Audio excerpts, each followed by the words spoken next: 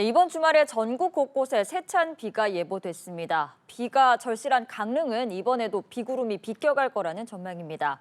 극심한 가뭄에 인공 강우 실험 목소리도 나오는데요. 가뭄의 원인 그리고 앞으로 비 소식은 없을지 김재훈 기상 전문 기자와 함께 알아보겠습니다. 어서 오십시오. 네, 먼저 주말 날씨부터 이야기를 나눠보려고 합니다. 9월의 첫 번째 주말인데 날씨가 화창하지는 않을 것 같아요. 최대 100mm의 비가 예보가 됐는데 어느 지역이 어느 정도로 내리는 건가요? 네, 이번 주말 전국 곳곳에 비 소식이 있습니다. 내일 아침에 이제 수도권부터 비가 시작을 해서요. 이 낮에는 강원 내륙과 충청 그리고 오후에는 남부지방으로 비가 확대가 되겠습니다. 비가 이제 내일 낮에는 좀 산발적으로 내리다가 저녁 무렵부터 빗줄기가 좀 거세질 것으로 예상이 되고 있는데요. 비의 양도 상당히 많을 것으로 지금 예상이 되고 있습니다. 모레까지 이제 경기 남부와 충청 그리고 전북 지역에 최대 100mm의 비가 쏟아지겠고요. 그리고 서울과 강원 내륙도 최대 80mm의 비가 예상이 되고 있습니다. 특히 이제 수도권과 충청 그리고 전북 지역으로는 이 시간당 30에서 50mm, 그러니까 거의 양동이로 들이붓는 수준의 아주 강한 호우도 예상이 되고 있습니다. 그런데 이제 비가 좀 골고루 내려주면 참 좋을 텐데. 예.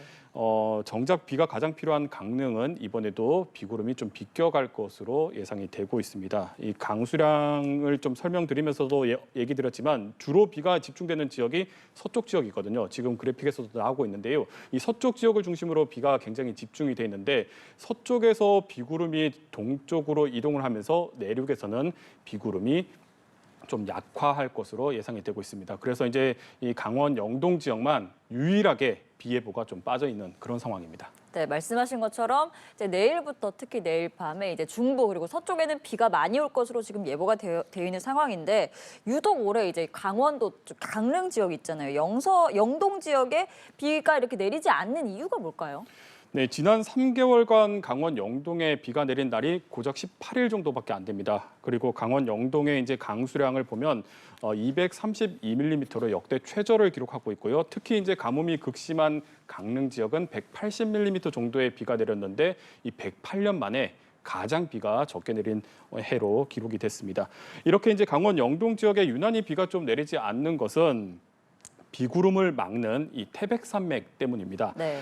이번 여름 이제 우리나라에서 주로 불어온 바람을 좀 분석을 하면 남서풍 내지 서풍이 불어왔거든요. 이 얘기는 이 비구름이 서쪽에서 동쪽으로 이동을 했다는 겁니다. 그런데 이제 비구름이 서쪽에서 동쪽으로 이동할 때 아무래도 이제 내륙에 들어오게 되면 비구름의 연료라고 할 수 있는 수증기량이 확 줄어들기 때문에 예. 내륙에서는 비구름이 좀 약화를 하게 되겠고요.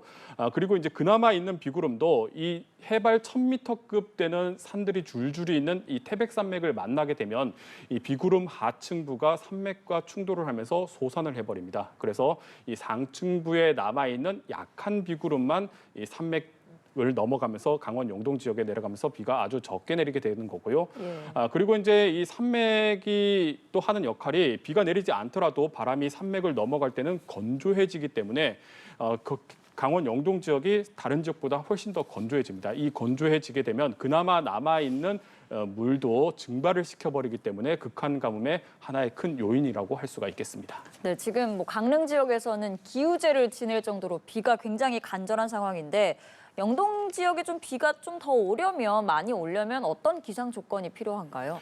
네, 강원 영동에 이제 비가 많이 내리려면 이 동풍이 불어야 합니다. 그러니까 서풍이 불 때는 앞서 얘기했지만 태백산맥이 비구름을 솟아시키는 그런 역할을 하는데요.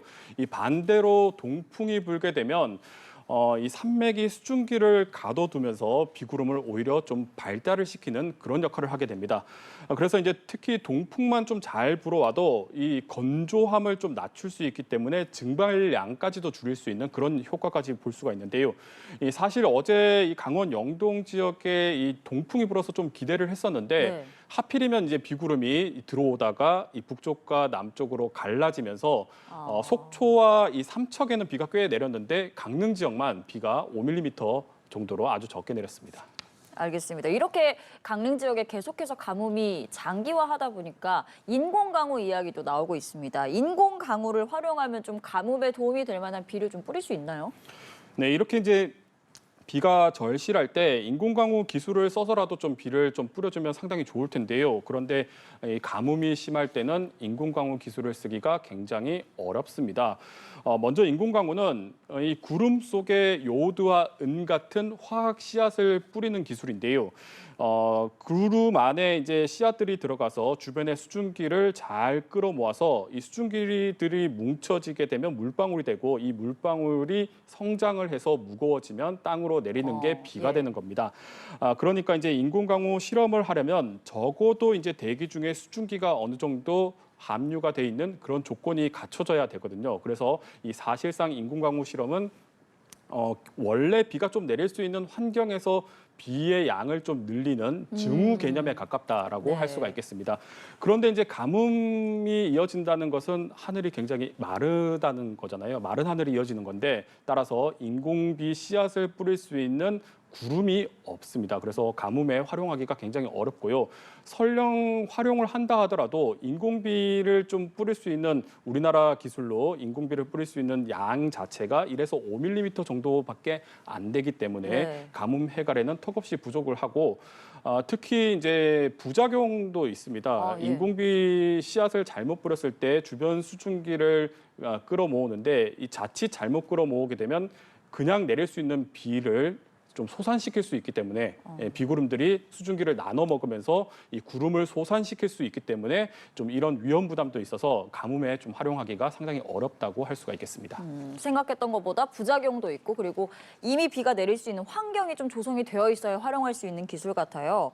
그렇다면 현재 우리나라 인공강우 기술은 뭐 어느 정도 수준인지 좀 어떤 방식으로 좀 활용할 수 있을지도 궁금합니다. 네, 일단 미국이나 이 중국에 비해서 우리나라가 좀 인공강우 기술이 좀 뒤처져 있는 것은 사실입니다. 특히 네. 미국 같은 경우는 워낙에 인공강우를 먼저 시작을 했기 때문에 가장 기술이 좀 발달해 있는데요.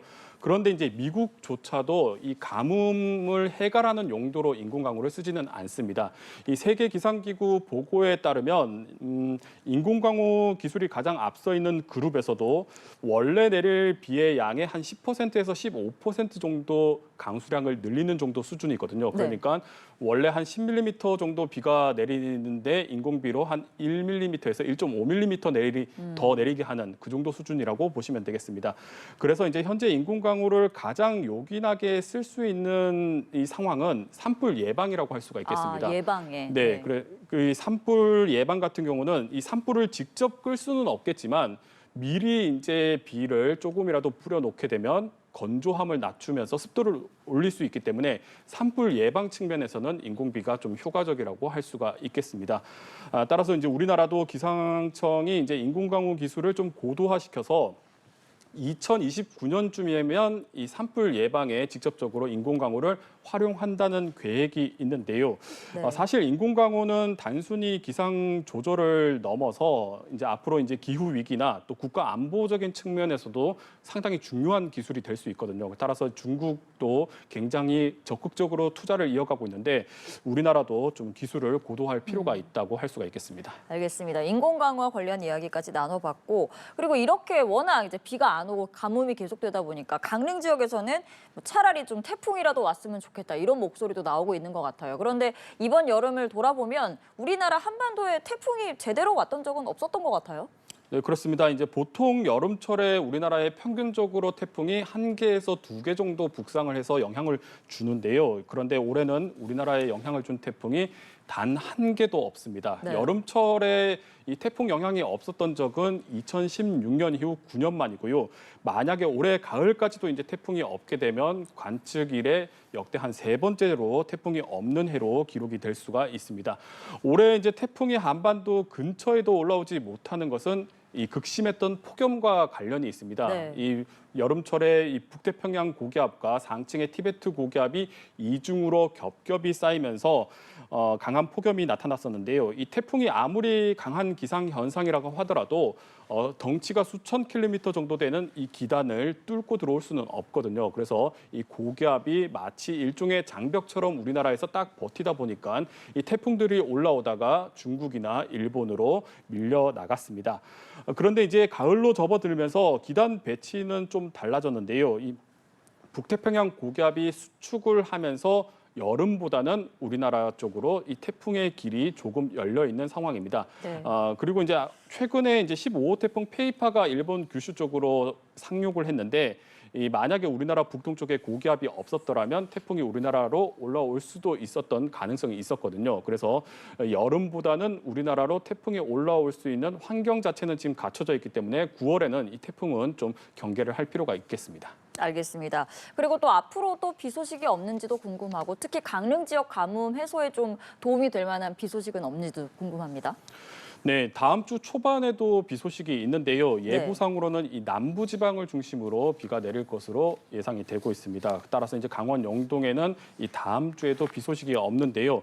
다만 이 비를 뿌리는 저기압이 조금 북상을 해준다면 강원 영동 지역으로 비가 확대될 가능성은 있습니다. 하지만 예측을 보면 설령 비가 내린다고 하더라도 역시 지형 효과 때문에 이 가뭄에 해갈할 수 있는 정도의 흡족할 만한 정도 많은 비를 기대하기는 좀 어렵다고 할 수가 있겠습니다. 예. 그리고 이제 주 중반이 되면 이 전국이 대체로 맑은 하늘이 이어지면서 강릉 지역에는 당분간 비 소식이 없겠고요.